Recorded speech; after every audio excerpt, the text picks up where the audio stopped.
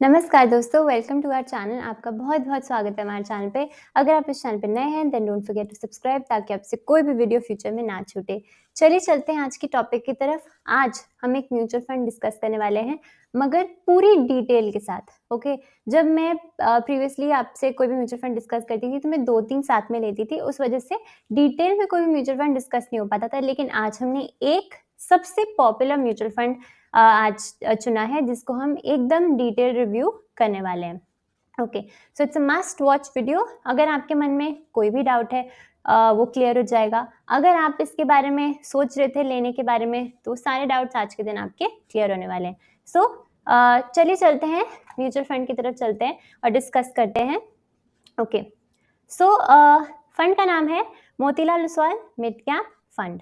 अब यहाँ मैंने रेगुलर प्लान खोला हुआ है, मगर रेगुलर एंड डायरेक्ट में सिर्फ एक फ़र्क होता है और वो फ़र्क होता है basically about expense ratio. Expense ratio थोड़ा कम होता है डायरेक्ट प्लान का और रेगुलर प्लान का थोड़ा सा महंगा होता है।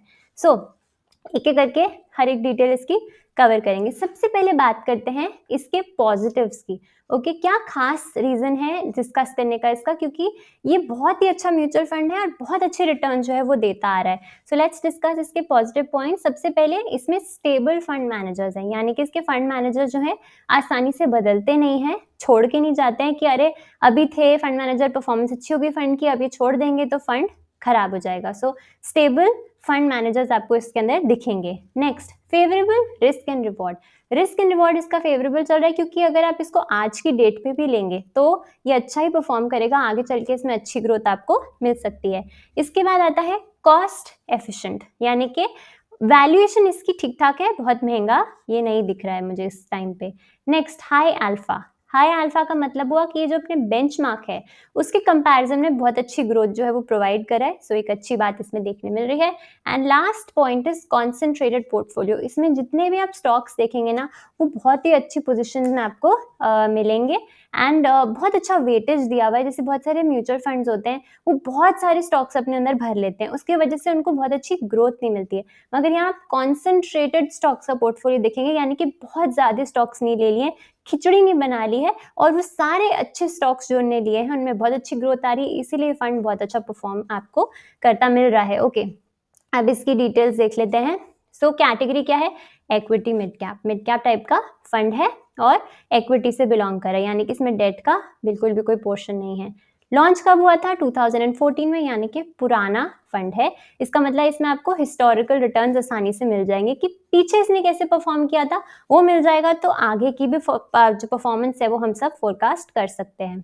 नेक्स्ट, एसेट क्लास इक्विटी है। Benchmark Nifty mid cap 150 TRI है, यानी कि इससे आप इसको कंपेयर कर सकते हैं इस म्यूचुअल फंड को।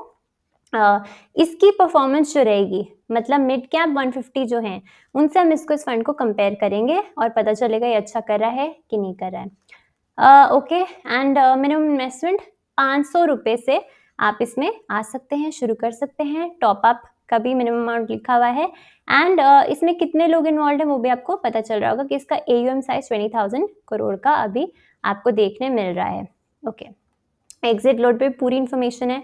टर्नओवर का मतलब होता है कितनी जल्दी इसमें रोटेशन आती है स्टॉक्स के अंदर, सो वो भी आपको देखने मिल रहा है, यानी कि 131% काफ़ी हाई टर्नओवर है। सो वो आप एक बार कंसिडर करना कि ये स्टॉक लेके बैठ नहीं जाते हैं, रिव्यू करते रहते हैं, मतलब एक्टिव फंड है काफ़ी। फंड मैनेजर काफ़ी अच्छा रोल प्ले करता है, तभी आपको इतने अच्छे रिटर्न्स मिल रहे हैं। लेके नहीं बैठ जाते पैसिव फंड नहीं कि जो इंडेक्स में है वो ले लिया और चुप करके बैठ गया, ऐसा बिल्कुल नहीं है। एग्जिट लोड भी आप देख सकते हैं, इसको डिटेल में आप स्टडी कर सकते हैं कि कब आपको एग्जिट करने पे थोड़ा चार्ज लगेगा। ओके, आइए अब देखें इस फंड की परफॉर्मेंस। सो अगर मैं परफॉर्मेंस की बात करूँ, सो इस फंड को हम आप बाकी एसेट क्लासेस से भी हम इसको कंपेयर करेंगे, लेकिन अभी इसके बेंचमार्क से कंपेयर करते हैं और बेंचमार्क के साथ कंपेयर करने के बाद बाकी चीज़ें भी जो लोग खरीदते हैं म्यूचुअल फंड में ना लगा के और जो एसेट क्लासेस लेते हैं उससे भी हम इसको कंपेयर करके देखेंगे और देखते हैं कौन जीतता है पिछले 5 सालों में। सो अगर हम 5 ईयर्स के रिटर्न्स देखें तो आप देख सकते हैं, अगर मैं इस म्यूचुअल फंड को इसके benchmark Nifty mid cap 150 TRI से कंपेयर करूं तो आप देख सकते हैं ये जो येलो लाइन है ये हमारा फंड है और ये बेंचमार्क है, अच्छी परफॉर्मेंस है, बीट कर रहा है। ओके, नेक्स्ट कंपैरिजन हम करते हैं गोल्ड के साथ। सो ये हमारा फंड है और ये ब्लू लाइन जो है ये गोल्ड है। सो आप देख सकते हैं कंप्लीट आउट परफॉर्मेंस रही है इस म्यूचुअल फंड की, यानी कि अगर आप गोल्ड की जगह इसको लेते तो आपके बेहतर पैसे बनते हैं। And last but not the least PPF के साथ भी कंपेयर कर लेते हैं। यू कैन सी कि पीपीएफ में आपको 7.5% के रिटर्न्स मिल रहे हैं, मगर इस फंड में बहुत ज़्यादा मिल रहा है। सो स्टार्क डिफरेंस है इन टर्म्स ऑफ परफॉर्मेंस। सो ये आप एक बार कंसिडर करना जब भी आप कोई म्यूचुअल फंड लेते हैं, तो कि रिस्क तो होता है म्यूचुअल फंड्स में, लेकिन फिर रिटर्न्स भी आपको लॉन्ग टर्म में बहुत अच्छे देखने मिलते हैं।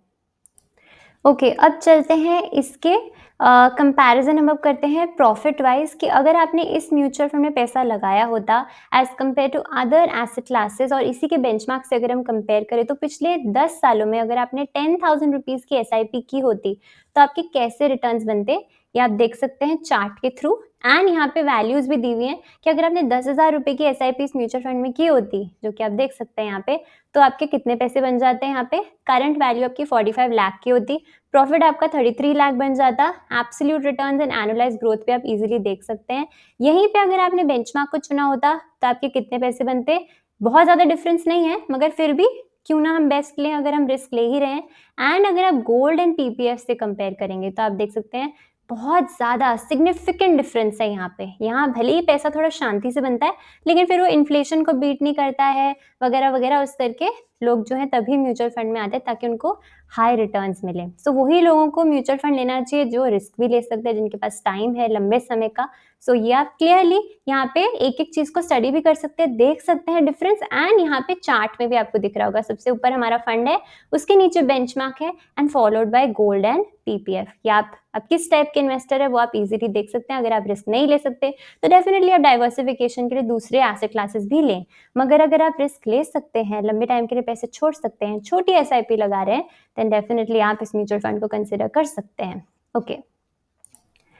ओके, अब इनकी जो मेरा म्यूचुअल फंड है और इसका comparison with other asset classes and benchmark में अगर हम बार ग्राफ से समझने की कोशिश करें तो वो भी आप देख सकते हैं।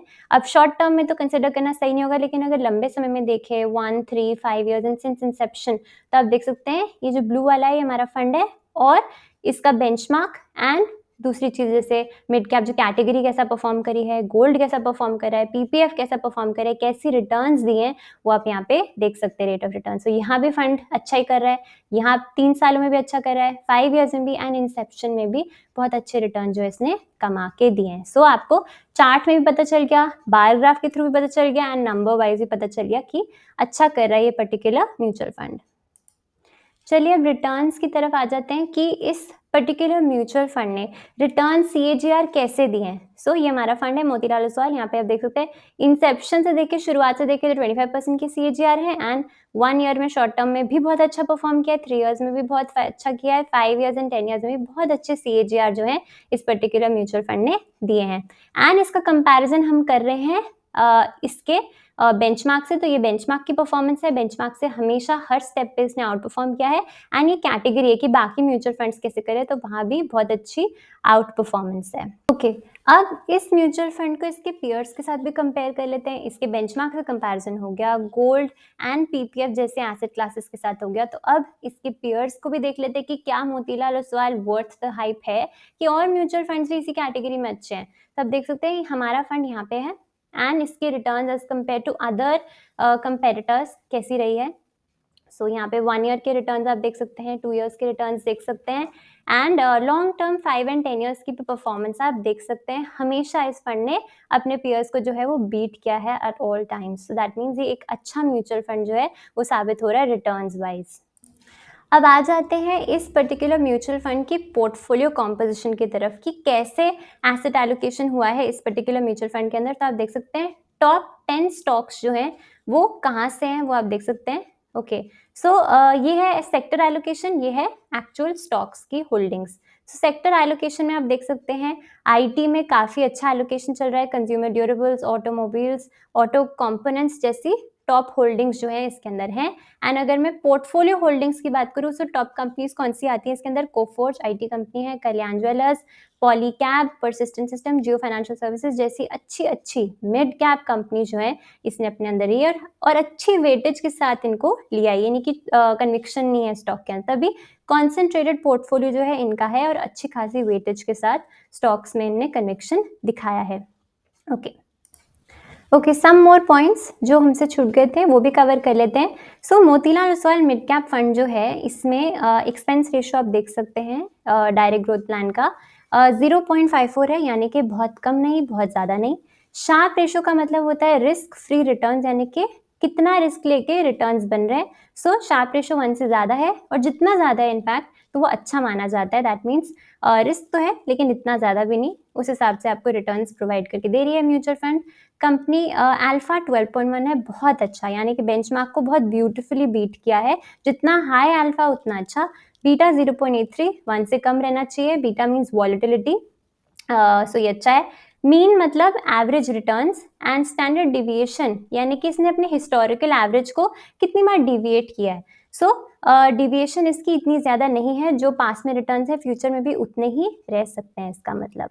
सो ये कुछ डिटेल्स थी हमारे म्यूचुअल फंड के बारे में, एंड आप इसको डेफिनेटली चेकआउट कर सकते हैं। बहुत अच्छा म्यूचुअल फंड है, मिड कैप टाइप की कैटेगरी का। बहुत सारे स्मॉल कैप्स को भी इस पर्टिकुलर म्यूचुअल फंड ने बीट किया है। ये सिर्फ और सिर्फ वीडियो एजुकेशन पर्पस के लिए, इन्फॉर्मेशन पर्पस के लिए बन रही है, बिल्कुल भी रिकमेंडेशन नहीं है। अगर ये म्यूचुअल फंड आपके पास नहीं है तो आप इसके बारे में खुद से रिसर्च कर सकते हैं, थोड़ी इन्फॉर्मेशन कलेक्ट कर सकते हैं और लेने के बारे में सोच सकते हैं, अगर आपको ये पसंद आए तो।